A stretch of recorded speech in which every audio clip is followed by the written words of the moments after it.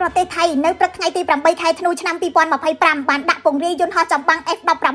ដើម្បីវាយប្រហារមូលដ្ឋានយោធានិងទីតាំងកាំភ្លើងធំរបស់កម្ពុជានេះបើយោងទៅតាមកាសែតខៅសូតដែលដកស្រង់ព័ត៌មានពីកងទ័ពជើងគោកថៃលោកវិនថៃស៊ូវ៉ារីអ្នកនាំពាក្យកងទ័ពជើងគោកថៃបានបញ្ជាក់ថាប្រទេសថៃបានចាប់ផ្ដើមប្រើប្រាស់យន្តហោះចម្បាំង F16 នៅម៉ោង 7:10 នាទីព្រឹកថ្ងៃទី8ខែធ្នូឆ្នាំ2025ដើម្បីវាយប្រហារមូលដ្ឋានអាវុធរបស់កម្ពុជានៅក្នុងតំបន់អានសេះខេត្តព្រះវិហារនិងតំបន់ក្បែរប្រាសាទព្រះវិហារក៏ប៉ុន្តែលោកមិនបានបញ្ជាក់ថាមានយន្តហោះចម្បាំងប៉ុន្មានគ្រឿងចូលលុកលុយដែនអាកាសកម្ពុជានោះទេលោកវិនថៃនិយាយថាការវាយបកតាមអាកាសនេះគឺជាការឆ្លើយតបទៅនឹងកម្ពុជាដែលបានបាញ់ប្រហារមកលើកងទ័ពថៃមុនជាការអះអាងដែលត្រូវបានច្រានចោលយ៉ាងដាច់អហង្ការពីភាគីកម្ពុជាក្រសួងការពារជាតិកម្ពុជាបញ្ជាក់ថាថៃបើកការបាញ់ប្រហារមុនមកលើតំបន់អានសេះនៅម៉ោង 9:04 នាទីព្រឹកថ្ងៃទី8ខែធ្នូឆ្នាំ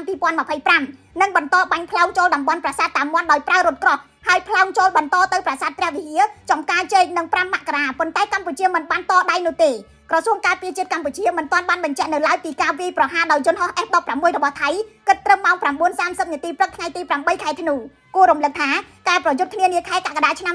2025ប្រទេសថៃបានប្រើយន្តហោះចម្បាំង F16 របស់អាមេរិកនិងយន្តហោះ Gripen របស់ស៊ុយអែតទម្លាក់គ្រាប់បែកបំផ្លាញទីតាំងច្រើនកន្លែងនៅកម្ពុជានិងបានបាញ់ផ្សែងពុលលើភូមិស៊ីវិលកម្ពុជាដែលផ្ដល់ផលប៉ះពាល់ដល់សុខភាពនិងបរិស្ថានរហូតមកដល់សប្តាហ៍ថ្ងៃនេះបើយោងទៅតាមការវិតម្លៃរបស់សម្ព័ន្ធអង្គការសង្គមស៊ីវិលកម្ពុជាខ្ញុំរស់សុធាពី News Today NTTV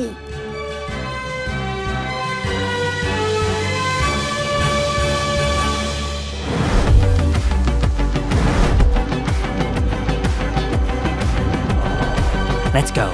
The New Forge territory.